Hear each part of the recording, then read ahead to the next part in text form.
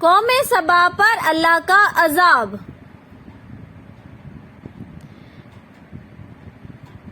اہل سرسار کی ایک قوم جسے قوم سبا بھی کہا جاتا ہے، اللہ تعالیٰ کی بے شمار نعمتوں کے اندر زندگی گزار رہی تھی۔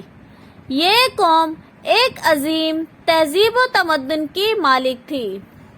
حضرت داؤد علیہ السلام اور حضرت سلیمان علیہ السلام کی باعظمت حکومتوں کے بعد ان کی حکومت زبان زد خاص و عام تھی۔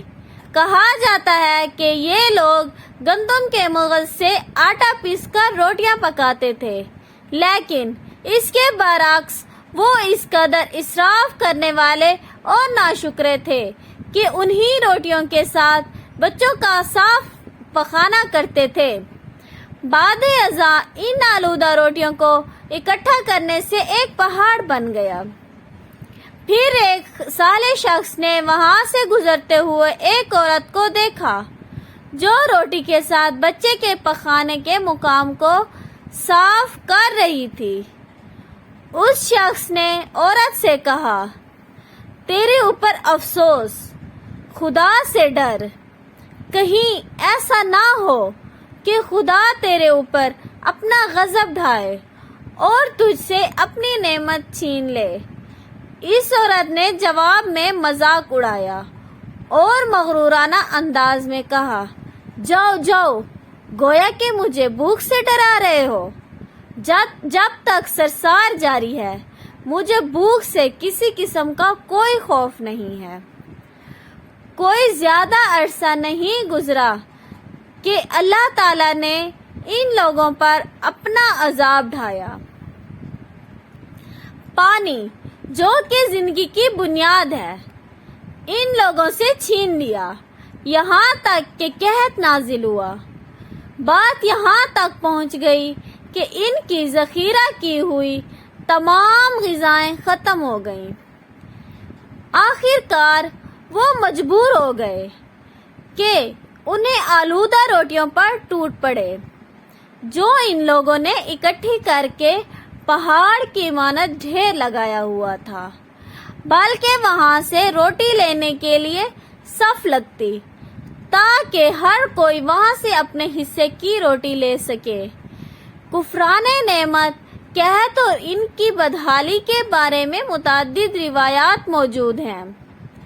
سورۃ نحل کی آیت نمبر 112 اور 113 میں یوں ارشاد ہوا تھا، اور اللہ نے اس بستی کی بھی مثال بیان کی ہے جو محفوظ اور مطمئن تھی، اس کا رزق ہر طرف سے باقاعدہ آ رہا تھا، لیکن اس بستی کے رہنے والوں نے اللہ کی نعمت کا انکار کیا تو خدا نے انہیں بھوک اور پیاس کا مزہ چکھایا۔ صرف ان کے اعمال کی بنا پر جو کہ وہ انجام دے رہے تھے، اور یقیناً ان کے پاس رسول آیا تو ان لوگوں نے ان کو جھٹلایا، تو پھر ان تک عذاب آ پہنچا کہ یہ سب لوگ ظلم کرنے والے تھے۔ اسی قوم سبا کے بارے میں ایک اور واقعہ بیان ہوتا ہے کہ ان لوگوں نے اپنی زراعت کو بہتر طور پر کاشت کرنے کے لیے پانی ذخیرہ کرنے کی خاطر بلک کے 2 پہاڑوں کے درمیان ایک بہت بڑا بند معرب تعمیر کیا ہوا تھا۔ سوراخ اور دوسرے پہاڑوں سے گزرا ہوا پانی اس بند میں آ کر وافر مقدار میں جمع ہو جاتا تھا۔ قوم سبا نے اس پانی سے صحیح طور پر استفادہ کرتے ہوئے وسیع و عریض اور بہت سے خوبصورت باغات لگائے اور کھیتی باڑی کو رونق بخشی۔ ان باغات کے درختوں کی شاخیں اس قدر پھولوں سے لدی ہوئی تھیں کہ کہتے ہیں کہ اگر کوئی شخص سر پر ٹوکری رکھ کر ان کے نیچے سے گزرتا تو پھل خود بخود ٹوکری میں گرنا شروع ہو جاتے اور قلیل مدت میں ٹوکری تازہ پھلوں سے بھر جاتی۔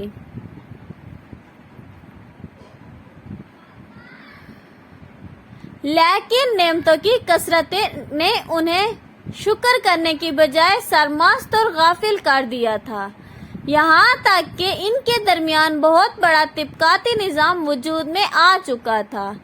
ان میں سے صاحب اقتدار لوگوں نے کمزوروں اور ضعیفوں کا خون چوسنا شروع کر رکھا تھا، یہاں تک کہ ان لوگوں نے خدا سے ایک احکامانہ التماس کیا جس کا ذکر سورہ سبا کی آیت نمبر 29 میں ملتا ہے۔ انہوں نے کہا، خدایا ہمارے سفروں کے درمیان فاصلہ زیادہ کر دے۔ انہوں نے اللہ تعالیٰ سے یہ التماس اس لیے کی تاکہ غریبوں، بے نواح لوگوں، عمرہ اور ثروت مند ان کے ہمراہ سفر نہ کرے۔ ان کی خواہش یہ تھی کہ آبادیوں کے درمیان خشکی ہو اور فاصلہ بہت زیادہ ہو تاکہ تہی دست اور کم آمدنی والے لوگ ان کی طرف سفر نہ کر سکیں۔ اللہ تعالیٰ نے ان مغرور پیٹ کے پجاریوں پر اپنا غضب نازل کیا۔ بعض روایتوں کے مطابق ان مغرور لوگوں کی آنکھوں سے 2 صحرائی چوہوں نے مارب نامی باندھ کی دیواروں پر حملہ کر کے انہیں اندر سے کھوکھلا کر دیا۔ ادھر سے بارشیں زیادہ ہوئیں جن کی وجہ سے سیلاب آ گیا اور اس باندھ میں پانی بہت زیادہ اکٹھا ہو گیا۔ اچانک باندھ کی دیواریں ٹوٹی، اس سے ایک بہت بڑا سیلاب آیا جس میں تمام دیہات، آبادیاں، مال مویشی، باغات، کھیتیاں، ان کے محل اور گھر پانی میں غرق ہو کر نابود ہو گئے۔ ان کے باغ اور زراعت میں سے صرف بیری کے درخت اور کچھ جھاڑیاں بچی تھیں۔ خوش الحان پرندے وہاں سے کوچ کر گئے تھے، جبکہ الوؤں اور کووں نے قوم سبا کے کھنڈرات میں اپنے گھونسلے بنا رکھے تھے۔ اس بات کا ذکر سورہ سبا کی آیت نمبر 15 اور 16 میں ملتا ہے، اور آخر میں سورہ سبا کی آیت نمبر 17 میں قرآن کریم میں اس واقعے کا یوں نتیجہ نکلا ہے، یہ ہم نے ان کی ناشکری کی سزا دی ہے اور ہم ناشکری کے علاوہ کسی کو سزا نہیں دیتے۔ یہ تھی آج کی ہماری ویڈیو۔ اگر آپ کو ہماری ویڈیو اچھی لگے تو چینل کو لائک، سبسکرائب اور بیل آئیکن کو دبانا مت بھولیے گا۔ Thank you. اللہ حافظ۔